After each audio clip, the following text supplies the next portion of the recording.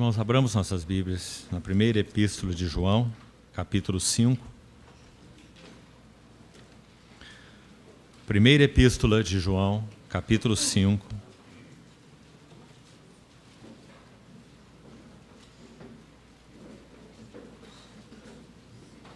Vamos ler desde o verso 9.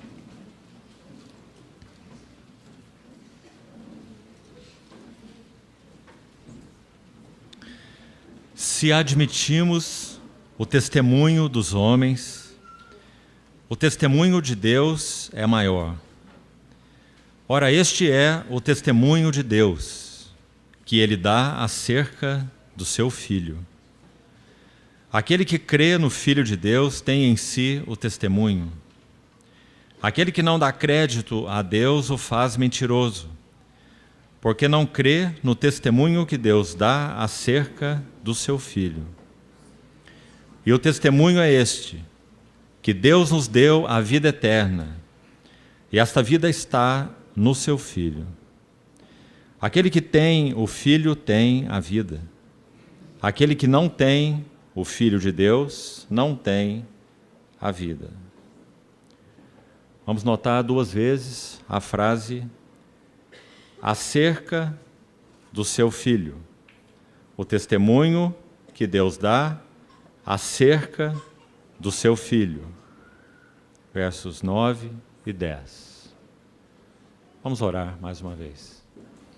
Querido Pai Celestial, somos tão agradecidos por podermos nos reunir no precioso nome do Teu Filho, o Senhor Jesus. Nossos corações se enchem de gratidão por essa noite e também de grande expectativa. Que o Senhor mesmo possa, por Tua graça, abrir os céus sobre nós, para que possamos ver algo mais das belezas, glórias e suficiência de nosso Senhor Jesus. Senhor, Tu és o pão da vida e esperamos em Ti que nos alimentes desse pão nessa noite. Olhamos firmemente para Ti e esperamos toda provisão de Ti. Em Teu nome precioso. Amém. Graças ao Senhor por mais esse ano, mais esse encontro. Graças ao Senhor pelo que Ele tem feito nessa Assembleia, em particular, irmãos que reúnem aqui nesse lugar. Como o Senhor tem encontrado caminho para avançar entre esses irmãos. Graças a Deus por tantos outros irmãos de tantas outras cidades que estão presentes aqui para esse fim de semana. E realmente a nossa grande expectativa é que tenhamos uma visão aclarada das belezas de nosso Senhor Jesus juntos. O desejo de Deus, o Pai, ao nos reunir, é sempre esse. Que nós a ninguém mais vejamos, senão somente a Jesus. Continua sendo esta e será sempre esta a intenção do Pai Eterno. E o motivo é que esse Pai Eterno, Ele tem no seu Filho todas as suas delícias, sua atração, seu foco. O coração do Pai, para usarmos uma palavra de nosso vocabulário, talvez a melhor que possamos usar, Ele é aficionado pelo seu Filho. Tudo que Ele tem a nos dizer é com respeito ao seu Filho, acerca de seu Filho. Se não vermos o Filho juntos, não vimos nada. Se não ouvirmos o Filho, não ouvimos nada. Se não recebermos de suas próprias mãos alimento para os nossos corações, não somos alimentados. Então, que Deus, o Pai, renove a expectativa nos nossos corações de, nesse fim de semana, termos, por sua misericórdia, céus abertos sobre nós. Meu encargo particular, sob minha responsabilidade nessas 4 sessões, é focar esse assunto do testemunho de Deus em 2 linhas gerais. Uma delas, o Filho, o próprio Filho. O testemunho que Deus dá acerca do seu Filho. Frase que vimos repetidas 2 vezes aí na primeira epístola de João. Por outro lado, nós vamos ocupar 2 outras sessões, se assim o Senhor nos conduzir e confirmar, com o testemunho de Deus na igreja. Porque grande é este mistério, mas eu me refiro a Cristo e à igreja. Cristo é o cabeça glorioso de um corpo glorioso. O testemunho de Deus dado em Cristo foi um testemunho dado para que, através de Cristo, também fosse dado por aqueles que são chamados nas Escrituras de o seu corpo. Tão íntima e exclusivamente, vitalmente, organicamente, estão unidos com Ele. Então vamos buscar a ajuda do Senhor para nós focarmos essas 2 linhas principais. O testemunho que Deus dá acerca de seu Filho e o testemunho de Cristo, seu Filho, na igreja, que é o seu corpo, a plenitude daquele que tudo enche em todas as coisas. Antes de entrarmos exatamente nesse encargo central com relação ao Filho, gostaria que nós abríssemos 2 salmos. Em primeiro lugar, o Salmo 34. E vamos ver o verso 5. Através desses 2 salmos que vamos ler rapidamente, nós vamos buscar ajuda e vamos receber ajuda no porquê da nossa tremenda necessidade de contemplarmos o Filho de Deus. Contemplarmos o nosso Senhor Jesus não é uma opção em nossas vidas cristãs. Segundo a linguagem desses salmos, contemplar o Senhor Jesus é algo transformador. E essa deve ser sempre a atitude e o interesse de nossos corações quando nos reunimos no nome dEle. Então, o Salmo 34, primeiramente, o versículo 5, diz assim: contemplai-o e sereis iluminados, e os vossos rostos jamais sofrerão vexame. Que versículo maravilhoso. Contemplai-o e sereis iluminados. Paulo, na segunda epístola aos Coríntios, capítulo 3, no verso 18, ele diz algo semelhante. Talvez ele tenha tido em mente esse versículo quando escreveu aquele. Ele diz: todos nós, contemplando como por espelho a glória do Senhor, com o rosto desvendado, somos transformados de glória em glória na sua própria imagem. Quem realiza esse trabalho é o Espírito do Senhor, como ele conclui nesse versículo 18 de 2 Coríntios, capítulo 3. O Salmo 63 ainda, um salmo maravilhoso. Davi estava no deserto de Judá, e essa ocasião é narrada em detalhes, nós não vamos entrar nos detalhes, mas essa ocasião é narrada em detalhes no segundo livro de Samuel, em particular no capítulo 15, também no capítulo 16, quando Absalão, o filho de Davi, faz aquele complô e dá aquele golpe de Estado, e então Davi se retira de Jerusalém, junto com alguns de seus valentes, e vai em direção ao deserto de Judá. E esse salmo foi escrito quando Davi estava no deserto de Judá. Um salmo impressionante. Porque todo o interesse e o foco do coração de Davi era, nesta situação, prosseguir contemplando a glória do seu grande Deus. Acho que talvez qualquer um de nós, se fosse escrever esse salmo, nós não começaríamos como Davi. Davi começou dizendo: ó Deus, Tu és o meu Deus forte, eu te busco ansiosamente, minha alma tem sede de Ti, meu corpo te almeja numa terra árida, exausta e sem água. Talvez se fôssemos nós, escreveríamos assim: ó Deus, Tu és o meu Deus forte, entrego nas Tuas mãos o que Absalão fez comigo, para que o Senhor julgue esse assunto. Porque Absalão havia horrivelmente se rebelado e usurpado o trono do seu pai. Mas veja onde está o foco de Davi. Ó Deus, Tu és o meu Deus forte, Te busco ansiosamente, minha alma tem sede de Ti, meu corpo Te almeja, numa terra árida, exausta, sem água. Verso 2. Assim eu Te contemplo. A mesma palavra que lemos no Salmo 34.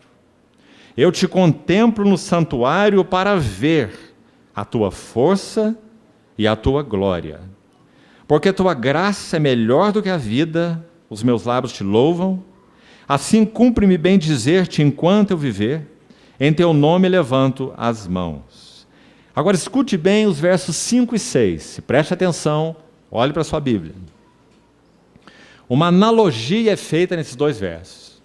Como de banha e de gordura farta-se a minha alma, e com júbilo nos lábios a minha boca Te louva, no meu leito, quando de Ti me recordo, e em Ti medito durante a vigília da noite.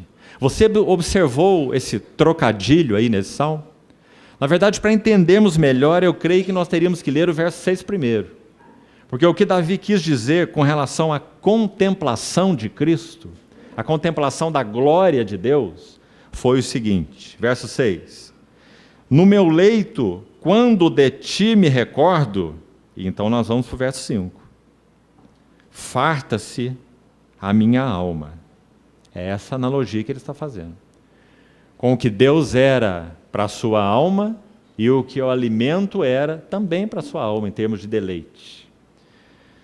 Verso 6. No meu leito, quando de Ti me recordo, então, com esse trocadilho no verso 5, farta-se minha alma. E, parte final do verso 6, em Ti medito durante a vigília da noite, e a parte final do verso 5. E por isso, minha boca Te louva. Veja, irmãos, onde estava o foco e o deleite de Davi nessa hora tão profundamente triste de sua história com seu filho Absalão. De Ti me recordo, verso 6, e em Ti medito. A contemplação do nosso Senhor Jesus é transformadora. Nós podemos dizer, queridos irmãos, e por aí vamos buscar caminhar hoje e amanhã pela manhã, entrando no nosso encargo central. Nosso Senhor Jesus passou por 8 eventos críticos na sua vida humana, como Verbo encarnado. 8 eventos críticos.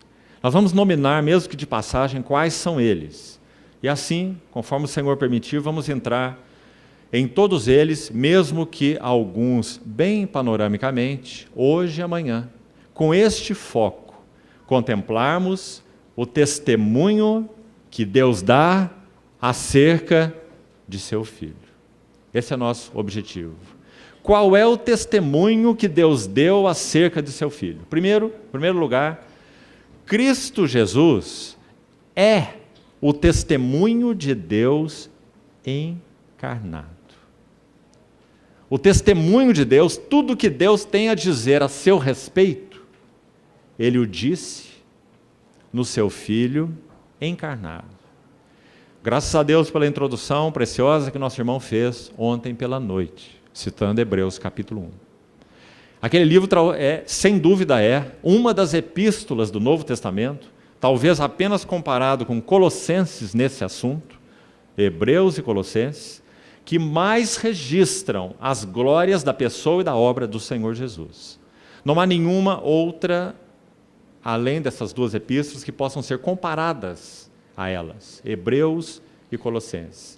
A glória da pessoa e obra do Senhor Jesus. Então, 8 eventos críticos nosso Senhor experimentou em toda a sua vida humana. O primeiro deles, sua encarnação. Daqui a pouco entraremos, com a ajuda do Senhor, em alguns detalhes sobre isso.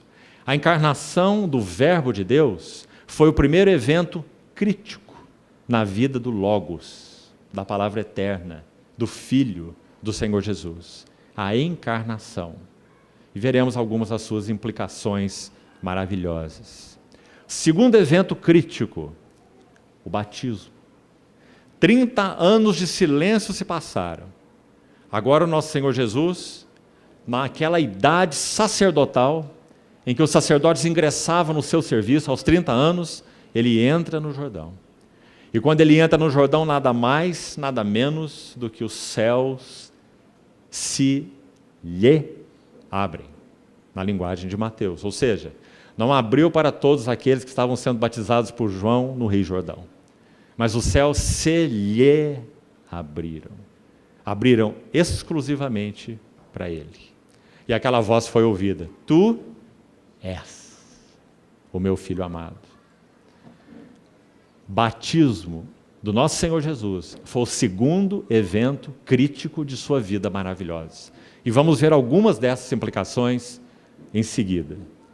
O terceiro evento crítico, imediatamente após o batismo, o que ocorreu com o nosso Senhor? Ele foi levado pelo Espírito Santo ao deserto para ser tentado pelo diabo. E esse é o terceiro evento crítico. Que crise essa? Irmãos, podemos dizer assim, em linhas gerais, que nós temos um livro precioso do Novo Testamento que tem base nesse evento crítico do nosso Senhor, a sua tentação, de uma forma maravilhosa. E esse é o livro de Hebreus. Por 2 vezes é dito naquele livro que nosso Senhor foi tentado em todas as coisas à nossa semelhança, mas sem pecado, isso no capítulo 4. E no 2 diz que ele foi tentado para socorrer os que são tentados. Então ele é descrito naquela epístola como o grande sumo sacerdote celestial, porque ele experimentou tudo o que significa viver em carne humana e foi tentado em todas as coisas. Então amanhã, se o Senhor permitir, vamos ver algo do significado dessa tentação do Senhor e quais são as implicações dela para o testemunho de Deus e para a nossa vida cristã. Quarta crise. Depois da tentação, nosso Senhor Jesus inicia o seu ministério. 3 anos de ministério, ele sobe no monte Hermon e é transfigurado diante dos seus discípulos. E claro que essa é a quarta crise, a transfiguração. Ela tem tanta implicação que quando Pedro vai escrever a respeito disso, ele diz: nós fomos testemunhas oculares da sua majestade. Nós vimos, parafraseando Pedro, que para ele os céus se abriram e a glória excelsa pronunciou uma voz: este é meu Filho amado, em quem eu me comprazo. Então nós vamos ver quais são as implicações do testemunho de Deus na transfiguração do nosso Senhor Jesus. E esse é o quarto evento crítico da vida de nosso Senhor. O quinto evento, Getsemane. Irmãos, quando nós falamos de Getsemane, espiritualmente falando, nós temos que tirar as sandálias de nossos pés. Porque nós sequer chegamos ao limiar da compreensão do que o Getsemane significa. Aquela transação entre o Deus Santo e o Filho Santo, subordinando sua vontade santa à vontade do Pai de conduzir muitos filhos à glória. Faça-se a tua vontade e não a minha. O que provocou a crise do Getsemane? Se o Senhor permitir, veremos alguns detalhes amanhã. E essa então é a quinta grande crise. A sexta crise, imediatamente após o Getsemane, nosso Senhor foi à cruz. Então a morte do Senhor Jesus é a sexta crise. E que crise! Paulo, quando vai falar sobre ela em 1 Coríntios 15, ele diz: eu recebi do Senhor o que também vos entreguei, que o Senhor Jesus, ou que Cristo, morreu. Essa é a primeira coisa que Paulo diz ali. Ele está resumindo o Evangelho. O que eu recebi do Senhor, eu vos entreguei, que Cristo morreu. E que crise foi essa? Em um só golpe, nosso Senhor lidou com todos os seus inimigos. A morte da cruz do Calvário. Sexta crise. A sétima e maravilhosa crise. Ressurreição. Ele rompeu os grilhões da morte, porque era impossível que ele fosse retido por ela. ressurreição do nosso Senhor e todas as suas implicações. E finalmente a oitava crise, e aqui nós vamos colocar juntos, na verdade, dois eventos, mas são tão correspondentes que seria melhor colocá-los juntos, em uma única crise, a oitava crise. Ascensão e entronização. Aquele verbo eterno, Logos, que nunca teve natureza humana.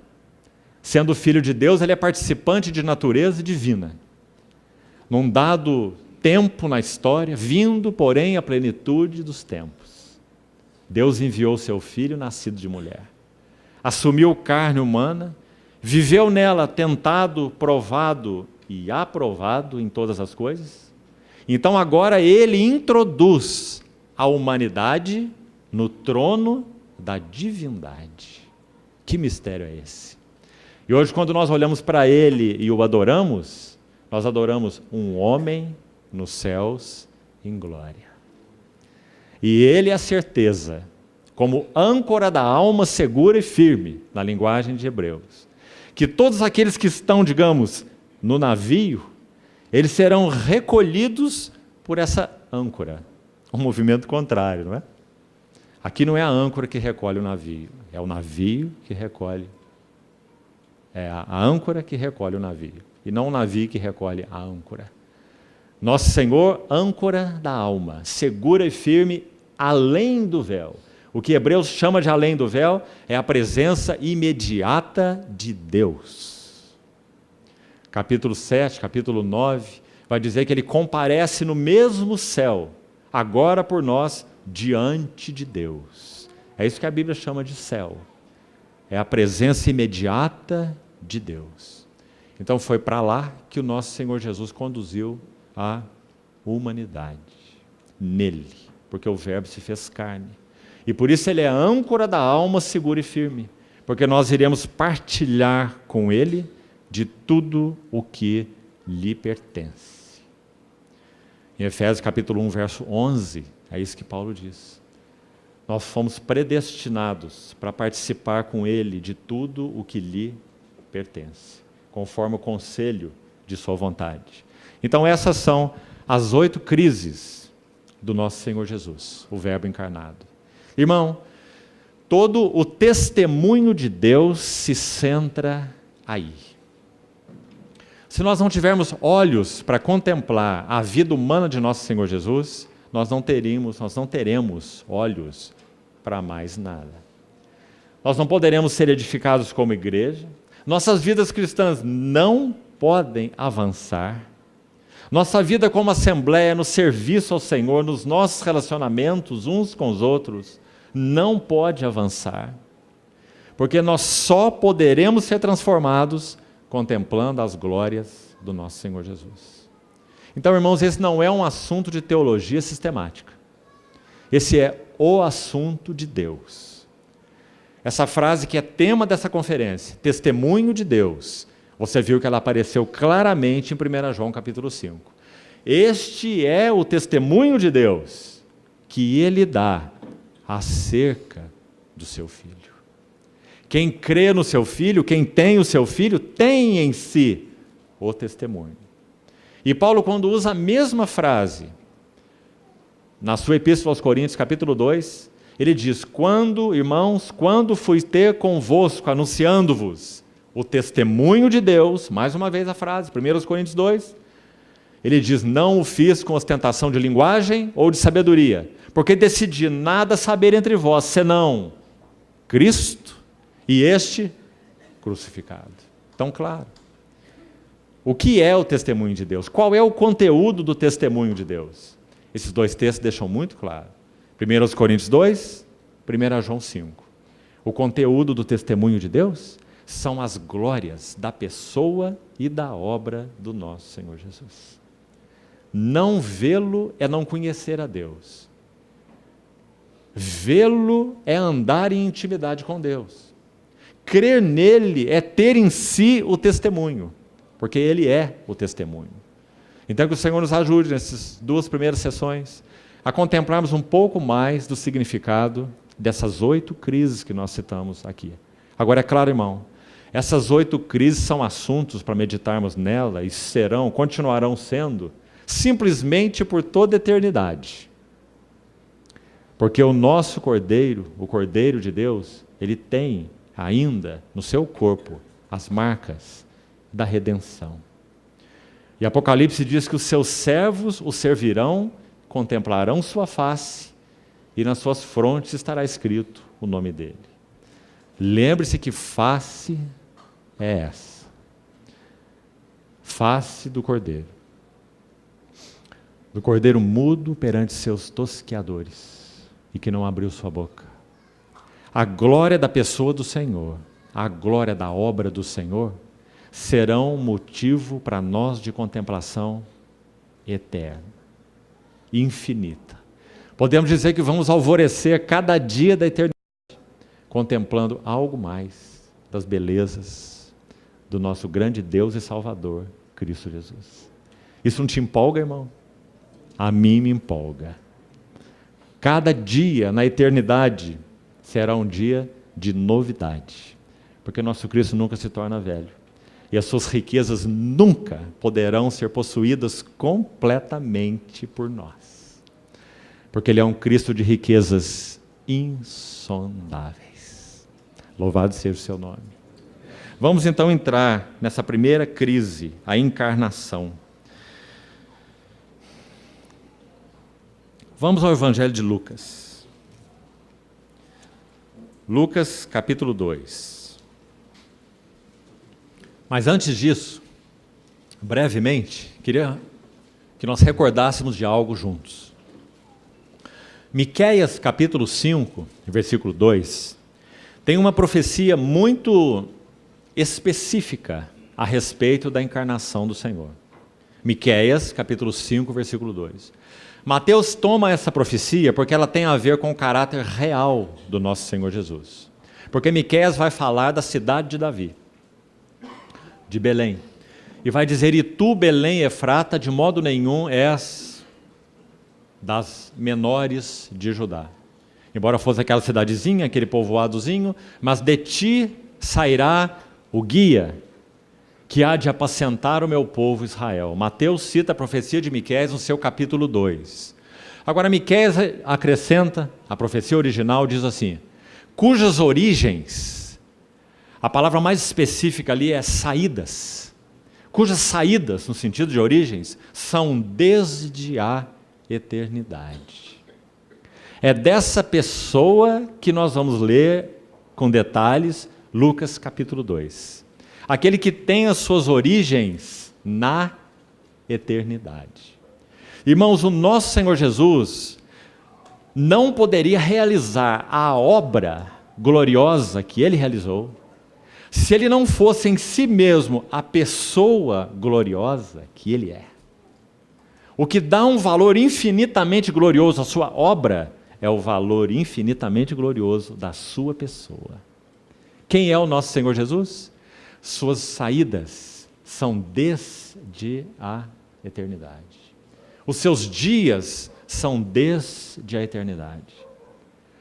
Um discípulo, chamado discípulo de João Calvino, um erudito, sem dúvida nenhuma. Antes de receber o Senhor, ele era um ateu professo.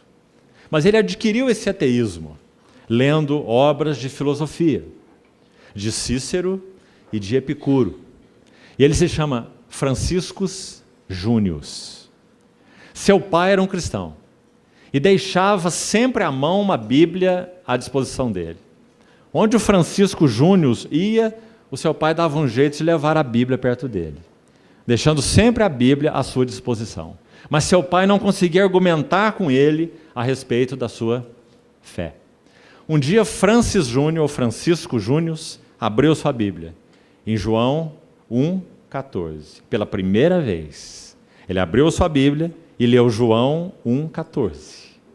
E o Verbo se fez carne e habitou entre nós, cheio de graça e de verdade, vimos a sua glória, glória como do unigênito do Pai.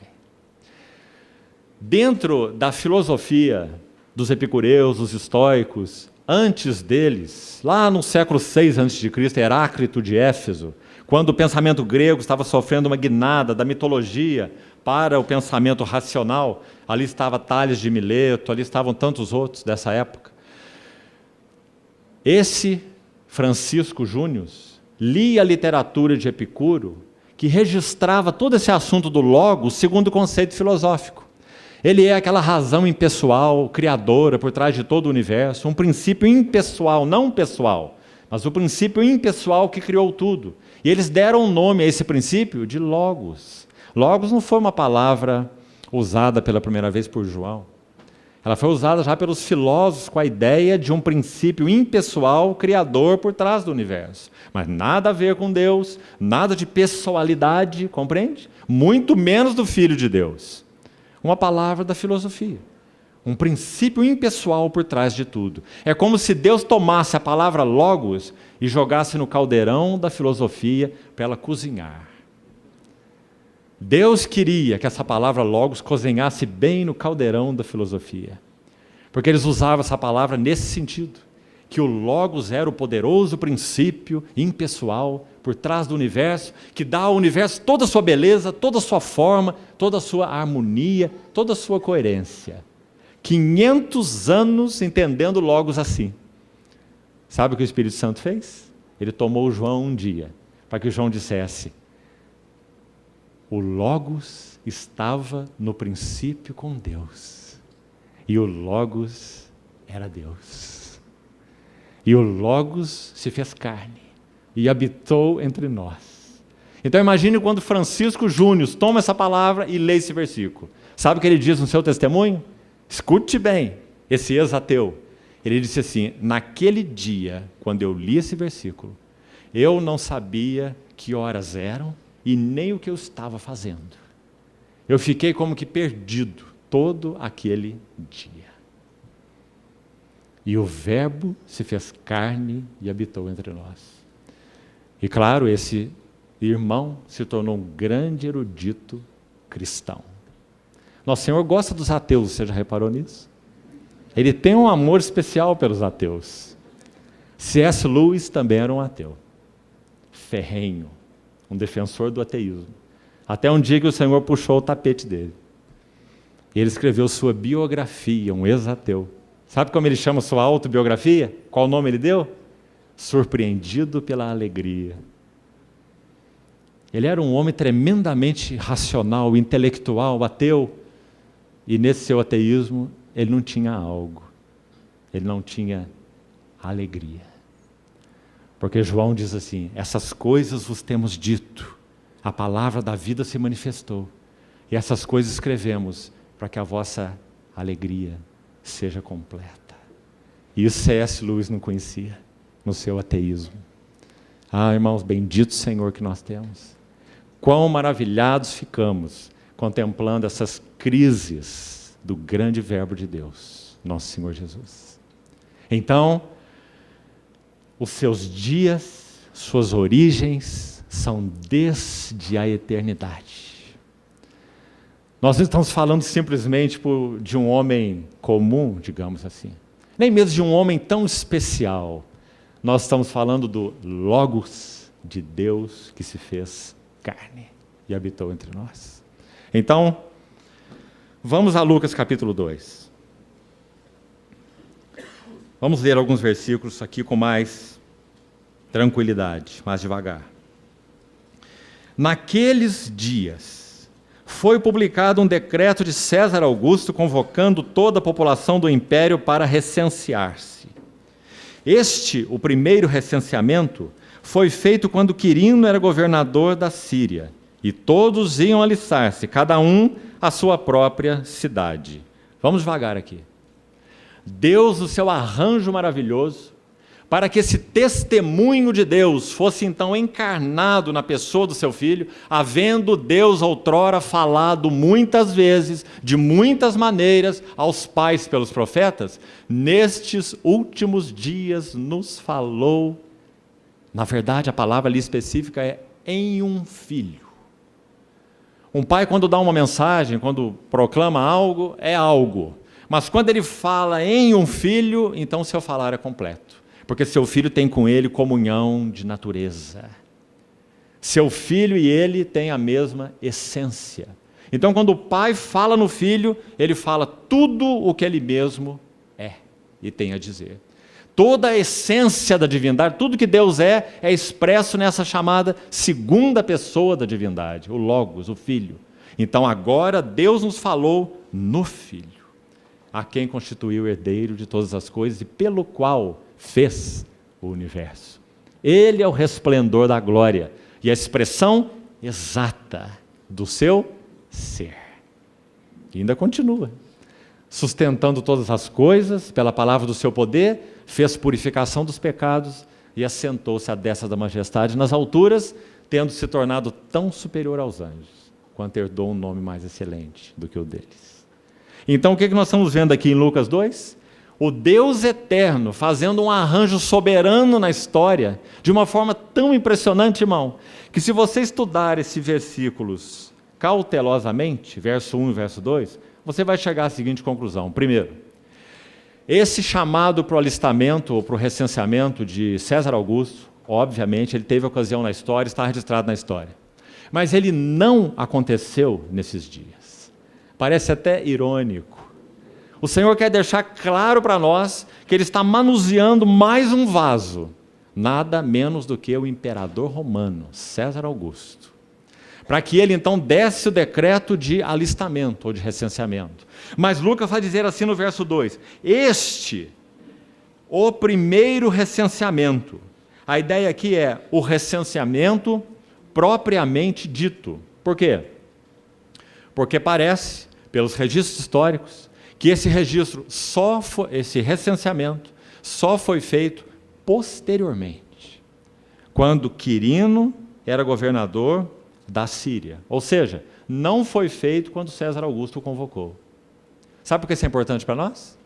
Porque Deus está usando César Augusto com o objetivo, pronunciando esse decreto para recenseamento, para que José e Maria pudessem se mover para Belém. Porque chegou a hora, veio a plenitude dos tempos. Maria já estava completando a sua gravidez, e o menino não podia nascer em Nazaré. Segundo o livro de Miqueias, ele teria que nascer em Belém de Judá, na cidade de Davi, na cidade do rei. Então Deus soberanamente usa César Augusto, ele proclama esse decreto, e lá vão José e Maria. O Senhor move o coração do imperador, mas também move o coração do carpinteiro.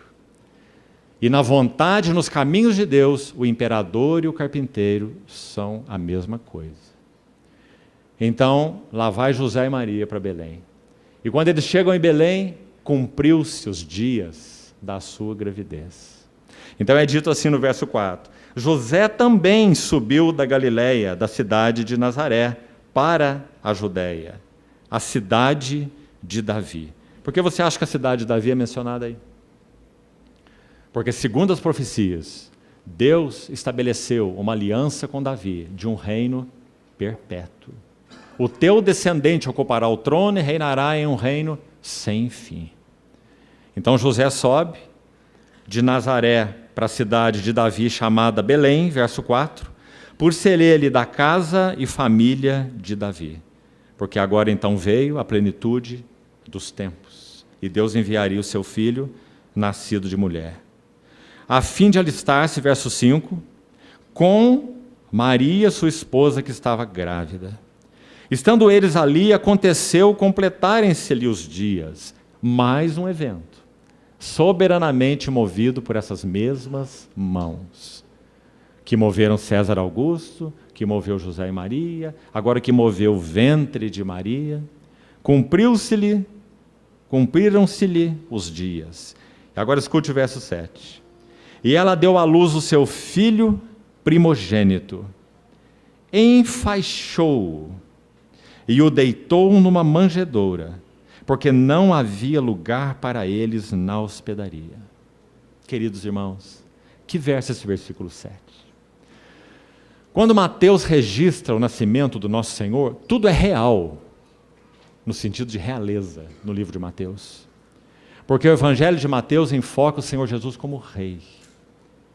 Então lá é citada essa profecia de Belém, o guia, o pastor que há de apacentar o meu povo. Lá estão os magos, reis, vindo oferecer a Jesus as suas oferendas preciosas, ouro, incenso, mirra, não é assim? Lá está aquela estrela que guia o caminho dos magos. Tudo em Mateus é real, ou tem a ver com realeza, porque é o evangelho do rei. Ao contrário, em Lucas.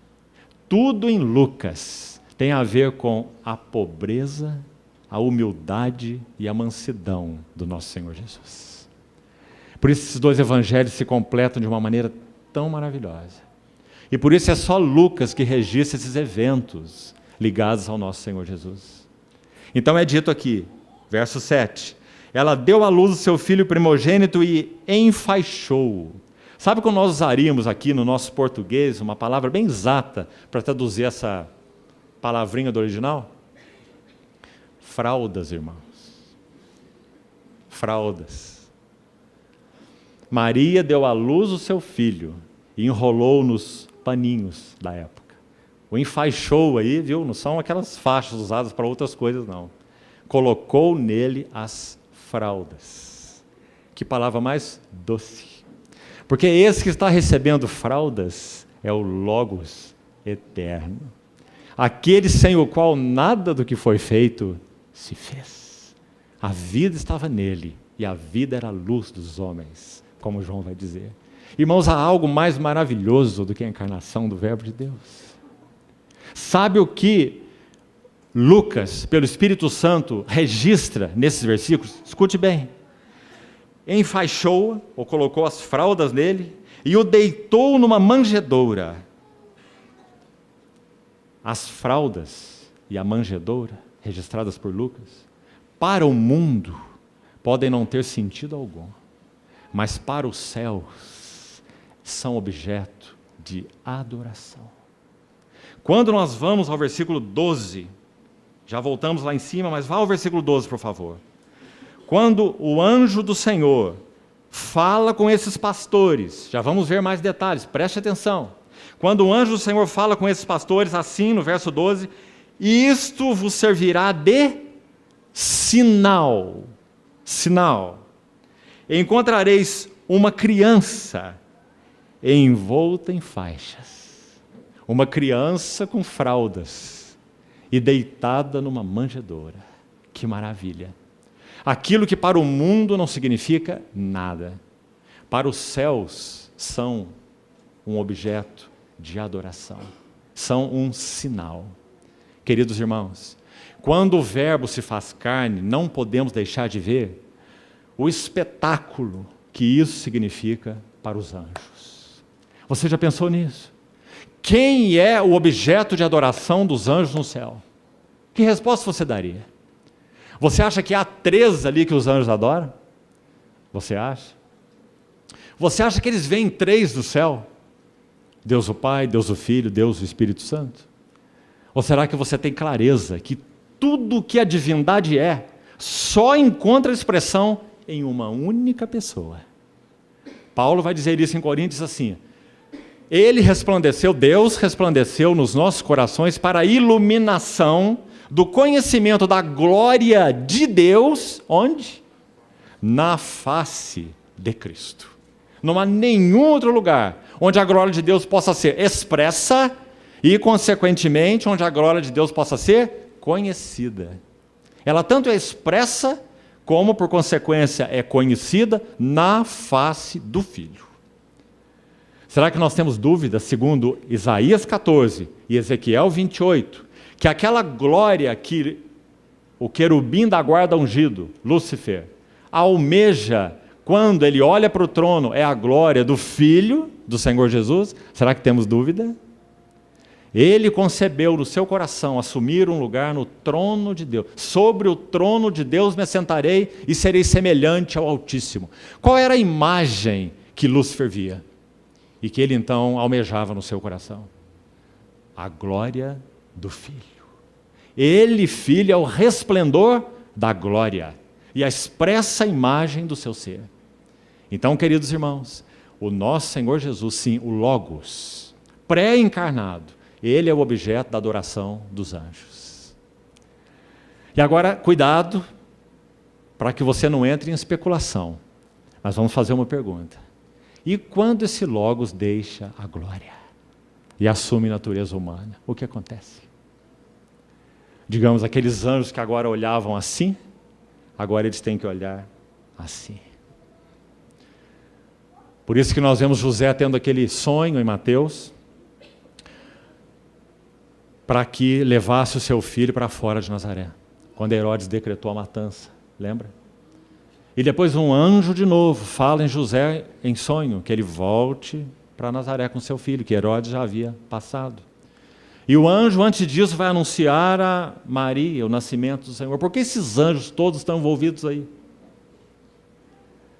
É dito que o nosso Senhor Jesus, quando estava tentado, quando o diabo se ausentou dele, anjos vieram e o serviram. É dito por Lucas que quando nosso Senhor estava no Getsemane, naquela profunda agonia, anjos o serviram. Imediatamente depois do Getsemane, Pedro se apresenta como um defensor do verbo de Deus, saca a sua espada da bainha e corta a orelha do sumo sacerdote, você se lembra? Ele só acertou na orelha porque era pescador, porque ele mirou no meio da cabeça. Mas ele só sabia mexer com varas, não sabia mexer com espada, né? Então, quando ele tirou a espada, ele é desajeitado. Cortou a orelha do sumo sacerdote. O que o nosso Senhor falou? Pedro, mete essa espada na bainha.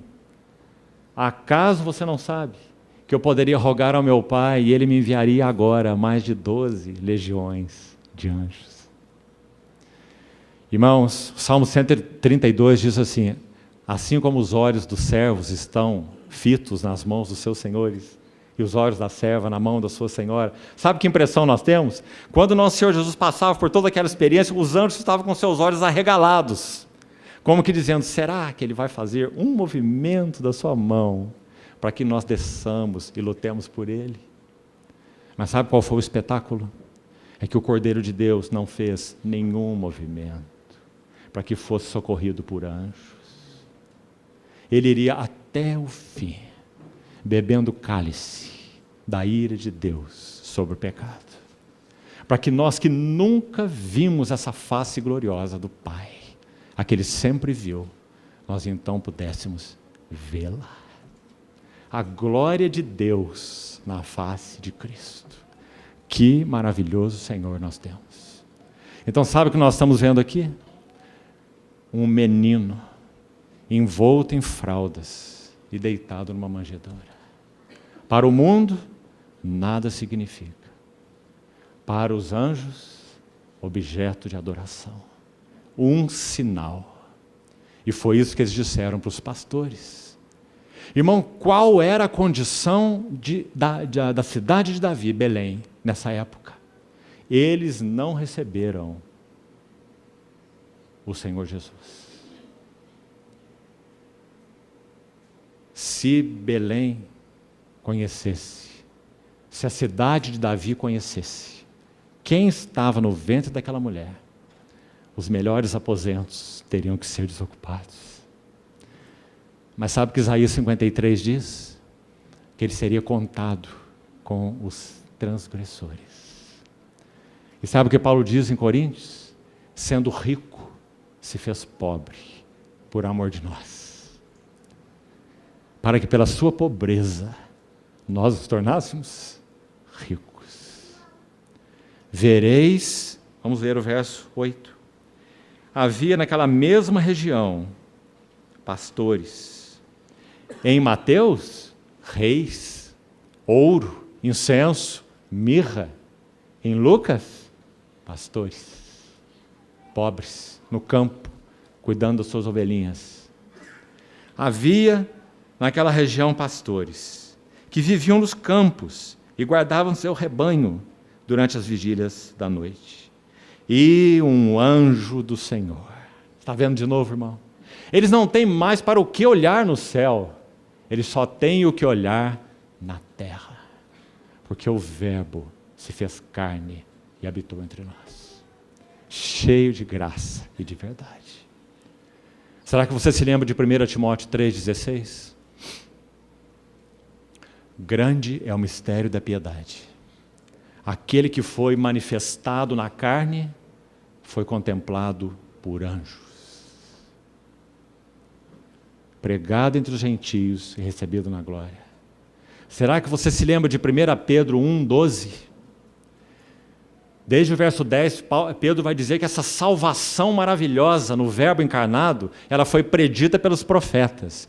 E os profetas profetizavam e indagavam e inquiriam quais ocasiões, 1 Pedro 1,10, quais as circunstâncias oportunas, indicadas pelo Espírito de Cristo, que neles estava, porque tudo que eles profetizavam apontava para Cristo. Era o Espírito de Cristo que neles estava, os profetas do Velho Testamento. Então eles profetizavam e perguntavam, profetizavam e inquiriam, porque queriam saber. Sabe o que foi dito para eles? Não para vós mesmos. Pedro vai dizer, não para eles, mas para vós foram profetizadas essas coisas, que agora vos foram ministradas por aqueles que vos pregaram o Evangelho. Agora escute o que ele diz no verso 12. Coisas essas que anjos anelam perscrutar. Perscrutar significa baixar e ver por dentro. Eles queriam sondar esse mistério. Então aqui nós estamos vendo esse anjo falando com os pastores.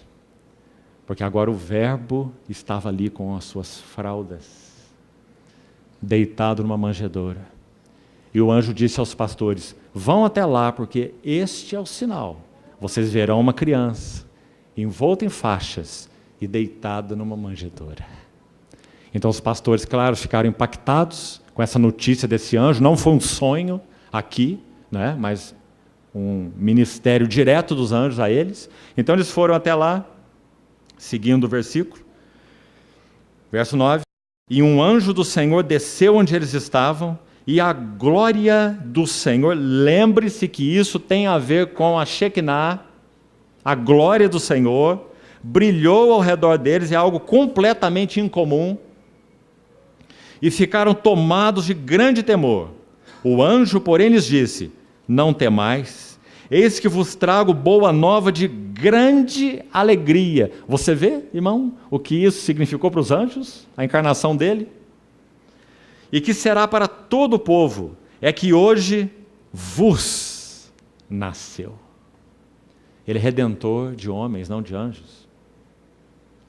Hoje vos nasceu na cidade de Davi, o Salvador, que é Cristo, o Senhor. E isto vos servirá de sinal. E encontrareis uma criança envolta em faixas e deitada em manjedoura. E subitamente apareceu com o anjo, veja, um anjo exerceu seu ministério, um anjo deu uma notícia, mas os outros não estão se aguentando, irmãos. Uma milícia, quantos será que eram aqui? Dá para calcular, será? Uma milícia, ou uma multidão da milícia celestial, louvando a Deus e dizendo, glória a Deus nas alturas, e paz na terra aos homens a quem Ele quer bem. E ausentando-se deles os anjos para o céu, diziam os pastores uns aos outros, vamos até Belém e vejamos os acontecimentos que o Senhor nos deu a conhecer. Não ficou nenhuma dúvida para eles. O anjo do Senhor apareceu e a glória de Deus os rodeou. Não havia nenhuma dúvida. Foi o Senhor que nos falou, disseram os pastores.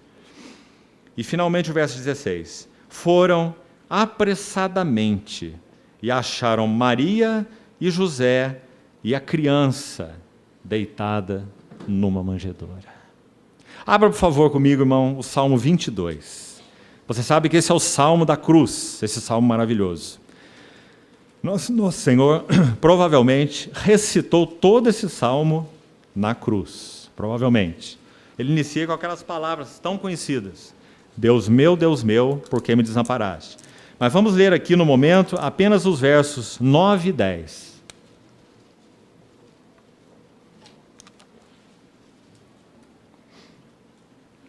Escute quem está falando isso. Contudo, Tu és quem me fez nascer, e me preservaste estando eu ainda ao seio de minha mãe. Escute bem o próximo verso. A ti me entreguei desde o meu nascimento. Sabe o que é dito do precursor dele, João Batista? Que ele seria cheio do Espírito Santo desde o ventre materno, certo? Uma ação de Deus sobre João Batista no ventre de Isabel, certo? Ele será cheio do Espírito Santo desde o ventre materno. Mas sabe o que o Senhor Jesus diz sobre si mesmo? A ti, o Filho falando ao Pai. Esse é o Salmo 22, o Salmo da cruz.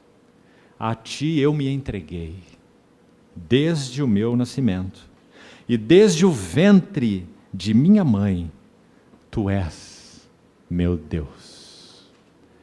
Que maravilhosos versos, quando relacionados com Lucas capítulo 2. Ali na manjedoura estava aquela criança, que retratava em si mesma isso que havia sido profetizado por Davi no Salmo 22, que nosso Senhor o recitou na cruz. O Verbo se fez carne e habitou entre nós, cheio de graça e de verdade. Vimos sua glória, glória de unigênito do Pai. Nosso Senhor se entregou, sendo quem é, em humilde, mansa submissão ao seu Pai, desde o seu nascimento. Esse foi o segredo da vida humana do nosso Senhor Jesus. Qual foi o segredo do Senhor Jesus ter vivido a vida que viveu? Salmo 16, citado por Pedro em Atos 2, na pregação apostólica.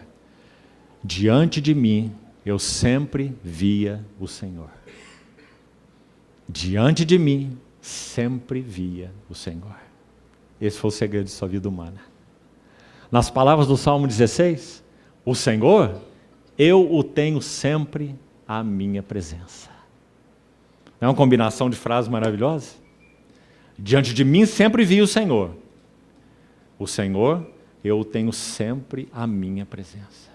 Esse foi o segredo de sua vida humana. Por quê? A ti me entreguei desde o meu nascimento. Desde o ventre da minha mãe, tu és o meu Deus. Esse foi o segredo de sua vida maravilhosa. Então, irmãos, é disso que a encarnação se trata. Como nós podemos contemplar o significado da encarnação e nós não sermos transformados pela glória do Senhor? O que será que é capaz de produzir mansidão em nós? Será que nós dobrarmos nossos joelhos e orarmos pedindo a Deus mansidão? Como se mansidão fosse uma mercadoria do céu, escrito lá mansidão, com E maiúsculo, um pacotão assim. Não é? E nós oramos, Senhor, eu sou um homem tão bravo, eu sou tão esquisito, sou tão reativo, né? Me dá mansidão. Aí o Senhor manda um anjo, vai lá no pacote de mansidão, traz um pouco de mansidão, e vão mandar mansidão para esse servo que está orando. Como que nós podemos ser mansos? Vinde a mim, todos vós que estáis cansados e oprimidos, e eu vos aliviarei. Tomai sobre vós o meu jugo, e aprendei de mim, porque eu sou manso e humilde de coração, e achareis descanso para as vossas almas. Irmãos, como nós podemos tomar esse jugo hoje e aprender dele? Em primeiro lugar, contemplando as glórias do nosso Senhor Jesus.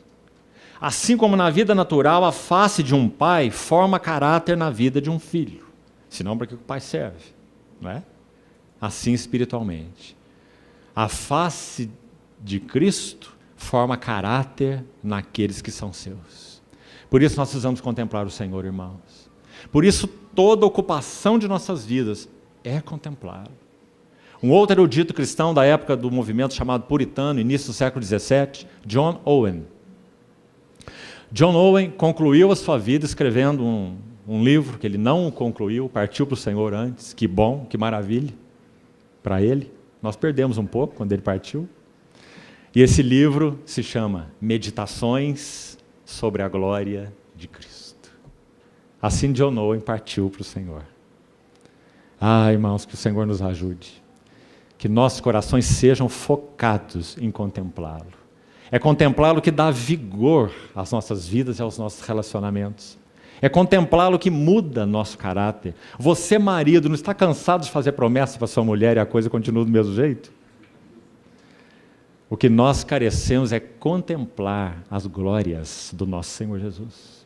Porque contemplar o Senhor tem poder de nos transformar na sua própria imagem. Então, essa é a glória de sua encarnação. Hoje nós vamos dar em poucos minutos, talvez 10 minutos é o que nós temos, máximo 15 minutos, um segundo passo. Vamos falar um pouco da segunda crise, o batismo do nosso Senhor Jesus, bastante resumidamente. E amanhã teremos uma tarefa hercúlea.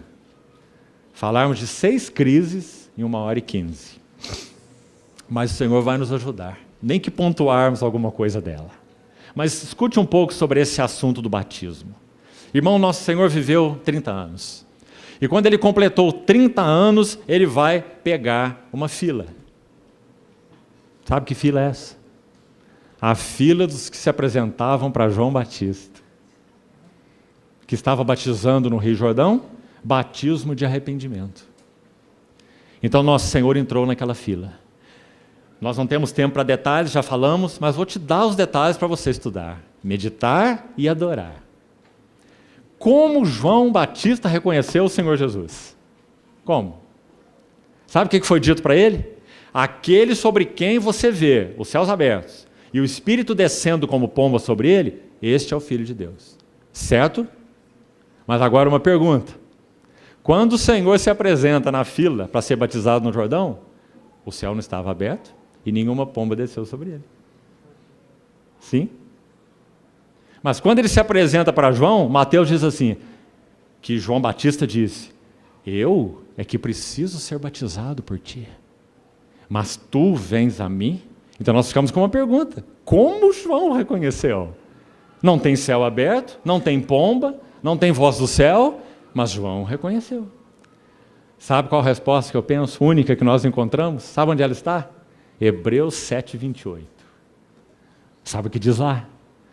Porque nos convinha um sumo sacerdote assim como este, santo, inculpável, sem mácula, separado dos pecadores e feito mais alto que os céus.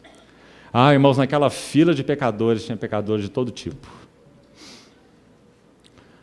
E vinham um a um diante de João. Mas em um dado momento, João viu uma face que ele nunca antes havia visto. Como nós sabemos? Por causa de João capítulo 1. João, o evangelista, vai registrar as palavras de João, o Batista, quando ele diz, eu não o conhecia. 2 vezes João diz isso, não apenas uma. Eu não o conhecia. Mas naquela fila ele viu uma face diferente de todas as outras que ele estava acostumado. Quando aqueles pecadores faziam fila para ser batizados, ali havia fariseus. Sabe o que João dizia a eles? Raça de víboras.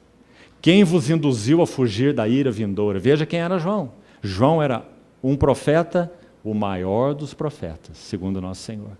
Então esse era João, machado na raiz da árvore. Mas quando ele viu nosso Senhor Jesus, o que ele disse? Eu é que preciso ser batizado por ti. Quem está dizendo isso é o seu precursor. Aquele que foi cheio do Espírito Santo desde o ventre materno. Isso é uma coisa. Mas o Filho de Deus encarnado é uma outra coisa. Santo, inculpável, sem mácula e separado dos pecadores. Que maravilha, irmãos. Mas então, diante dessa hesitação de João, o que o Senhor Jesus diz? Deixa por agora. Mateus 3, de 13 em diante.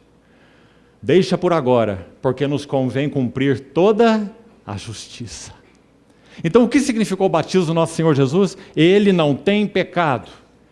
Claro, então, que o batismo do nosso Senhor Jesus significa que ele está se identificando não com toda a raça humana, mas ele está se identificando com aqueles que se apresentaram a João Batista em arrependimento para serem batizados. Com esse, nosso Senhor se identificou. Agora, irmãos, o registro de Lucas, como já falei, não tenho tempo para os detalhes, consulte você. Lucas 3. É dito que nessa fila havia, por exemplo, soldados e havia publicanos. Nosso Senhor Jesus, quando, pouco antes de ser crucificado, ele foi açoitado e esbofeteado por soldados.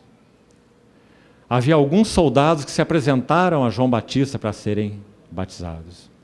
E João Batista os orientou. Contentai-vos com o vosso soldo, a ninguém castigueis. Lembra-se dessas palavras. Então alguns deles foram batizados em arrependimento. E lá estava o nosso Senhor Jesus, se identificando com aqueles que reconheceram em João Batista um profeta de Deus e o precursor do Messias. Então Jesus se identificou com aqueles, porque ele seria o redentor daqueles que João estava apenas batizando, no batismo do arrependimento. Por isso que João disse, eu não sou o noivo, eu sou o amigo do noivo. Venha após mim alguém que eu não sou digno sequer de desatar as sandálias dos seus pés. Eu vos batizo com água, preparatório, mas ele vos batizará com o Espírito Santo e com fogo. Que maravilhosas palavras.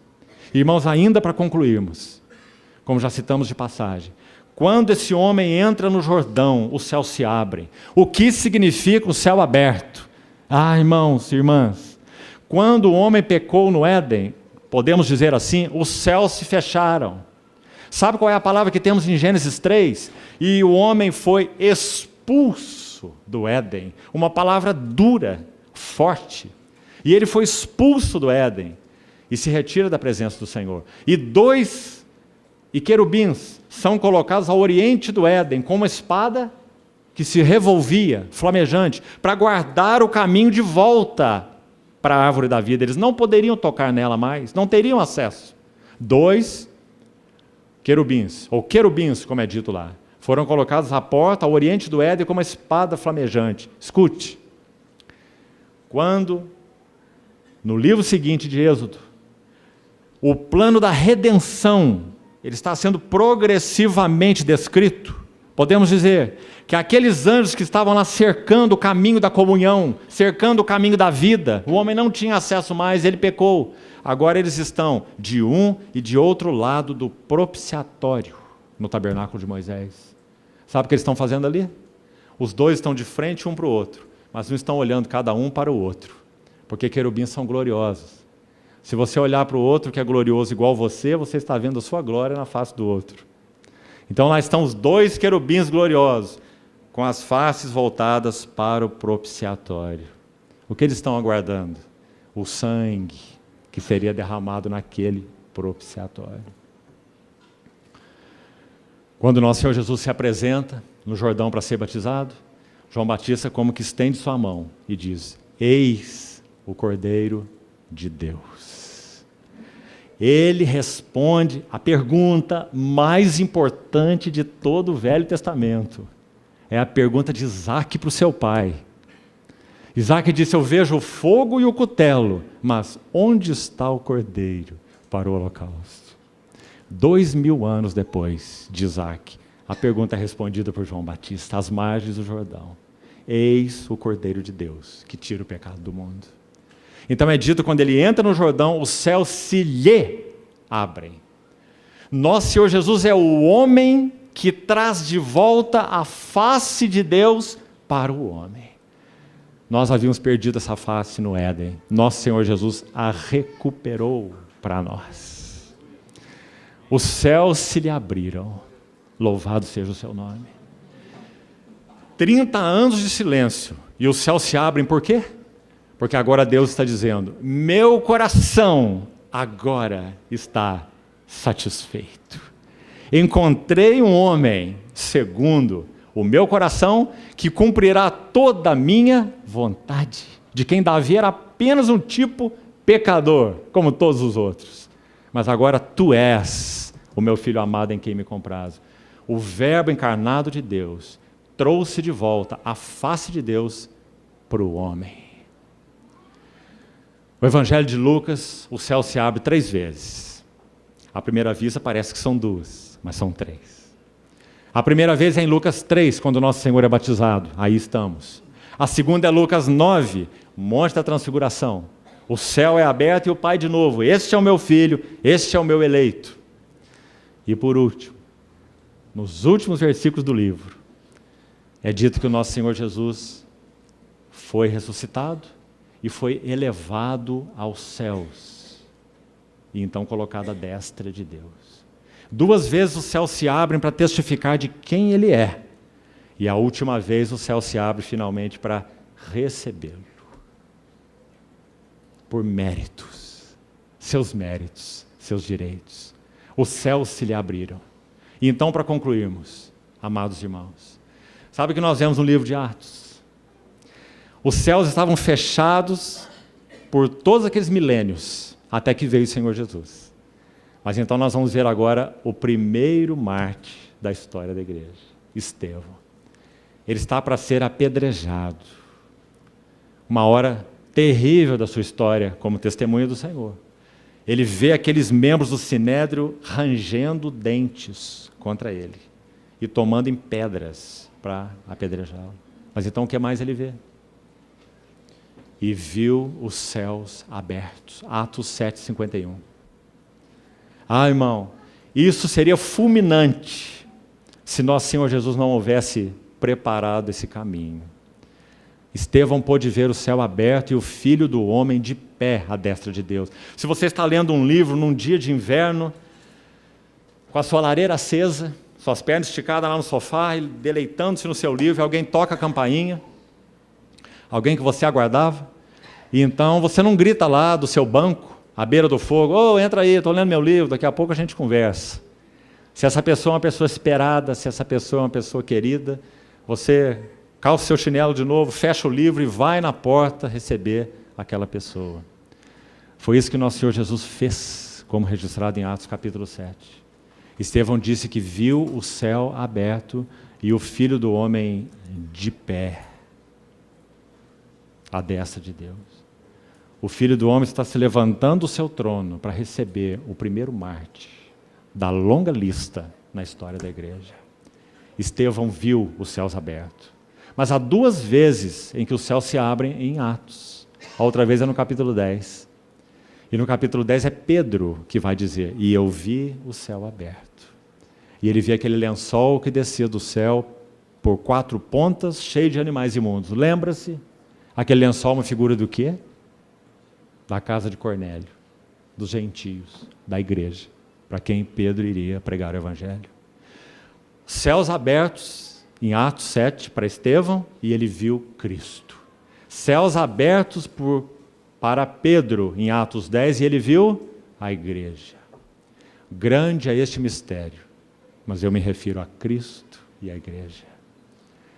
Louvado seja o Senhor pelo seu varão aprovado.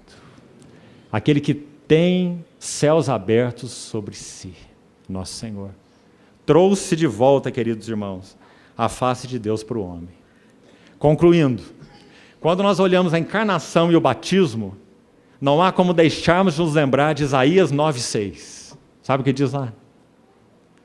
Porque um menino nos nasceu, encarnação, mas um filho se nos deu, batismo. Este é o meu filho amado, em quem tenho todo o meu prazer. E o governo está sobre os seus ombros. E o seu nome será maravilhoso, conselheiro, Deus forte, Pai da eternidade, príncipe da paz. Para que se aumente o seu governo e venha a paz sem fim, sobre o trono de Davi e sobre a casa de Israel. O zelo do Senhor dos exércitos fará isto. Louvado seja o seu nome. Irmãos, não há nada mais glorioso do que contemplarmos essas crises de nosso Senhor Jesus. Que os céus se abram sobre nós, para que nós vejamos o bendito varão de Deus. Quando Pedro começa a pregar no Pentecostes, a primeira palavra que ele diz: Jesus, o Nazareno, o varão aprovado por Deus. Que o Senhor abra nossos olhos para contemplá-lo, para que tudo em nós seja transformado de glória em glória na sua própria imagem. Então nossas vidas não serão as mesmas, nossa pregação não será a mesma, nossos relacionamentos não serão os mesmos, nosso serviço não será o mesmo. porque estaremos com os nossos olhos fitos nas mãos de nosso bendito Senhor. Que Ele continue falando aos nossos corações. Vamos orar.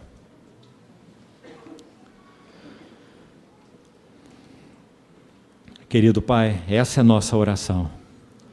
Que os nossos olhos sejam abertos, para que vejamos céus abertos. Abre nossos olhos para o significado da majestade pessoal de Teu Filho. Senhor, nos permita ter uma avaliação dEle, como é a Tua avaliação. Não permita que Ele seja menor para nós. Mostra-nos como Ele é grande para Ti. Louvamos Teu nome, Senhor, e nos confiamos uma vez mais às Tuas mãos, para que o Senhor, em Tua bondade, continue falando aos nossos corações. Assim nos confiamos a Ti. Em Teu precioso nome oramos. Amém, Senhor.